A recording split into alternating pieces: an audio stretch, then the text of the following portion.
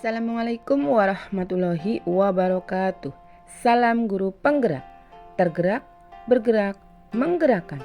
Pada kesempatan ini, saya Emma Nuriana, calon guru penggerak Angkatan 9 Kabupaten Cilacap, akan memaparkan koneksi antar materi modul 2.2 pembelajaran sosial dan emosional.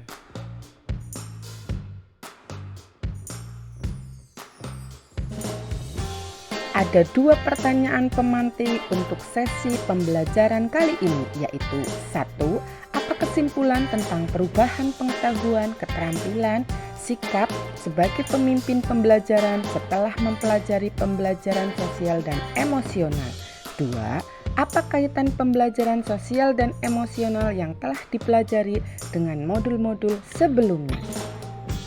Adapun kesimpulan tentang perubahan pengetahuan, keterampilan, sikap sebagai pemimpin pembelajaran setelah mempelajari pembelajaran sosial dan emosional, yaitu sebagai pendidik untuk materi pembelajaran sosial dan emosional sangat penting dipelajari agar dapat memahami, menghayati dan mengelola emosi atau kesadaran diri, menetapkan dan mencapai tujuan positif atau manajemen diri, merasakan dan menunjukkan empati kepada orang lain atau kesadaran sosial, membangun dan mempertahankan hubungan yang positif atau keterampilan berelasi, membuat keputusan yang bertanggung jawab atau pengambilan keputusan yang bertanggung jawab.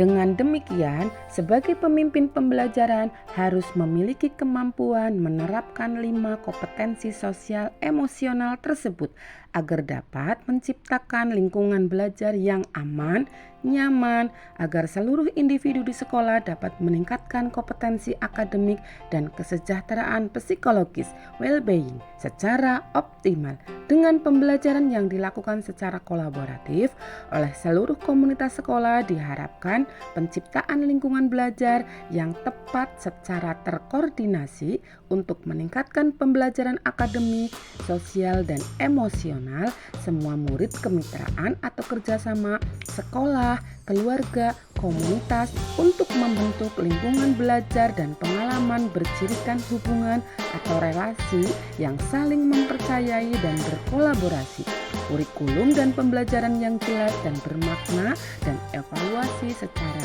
berkala. Adapun kaitan pembelajaran sosial dan emosional yang telah dipelajari dengan modul-modul sebelumnya, yaitu koneksi antar materi modul 1.1, modul 1.2, modul 1.3, modul 1.4, modul 2.1 dengan modul 2.2. Pendidikan adalah menuntun segala kekuatan kodrat yang ada pada murid agar mereka dapat mencapai keselamatan dan kebahagiaan yang setinggi-tingginya, baik sebagai manusia maupun anggota masyarakat. Dengan nilai dan peran guru penggerak yang dimiliki, maka dalam menyusun visi harus berpihak pada murid dan memerdekakannya dengan memperhatikan kebutuhan, minat, dan potensi murid serta memiliki kemampuan mewujudkan budaya positif di sekolah untuk mengembangkan murid-murid yang memiliki karakter yang kuat sesuai profil pelajar Pancasila. Dengan menerapkan konsep-konsep inti seperti disiplin positif, motivasi perilaku manusia atau hukuman dan penghargaan, posisi kontrol restitusi, keyakinan sekolah atau kelas, dan segitiga restitusi.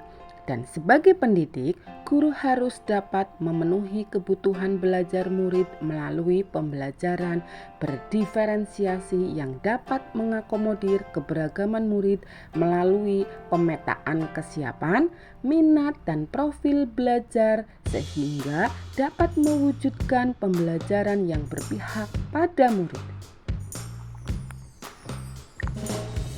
Dan sebagai pemimpin pembelajaran harus memiliki kemampuan melakukan pembelajaran sosial dan emosional dengan menerapkan 5 kompetensi sosial dan emosional, yaitu kesadaran diri, manajemen diri, kesadaran sosial, keterampilan berelasi, pengambilan keputusan yang bertanggung jawab, sehingga dapat menciptakan lingkungan belajar yang aman, nyaman, agar seluruh individu di sekolah dapat meningkatkan kompetensi akademik dan kesejahteraan psikologis atau well-being secara optimal.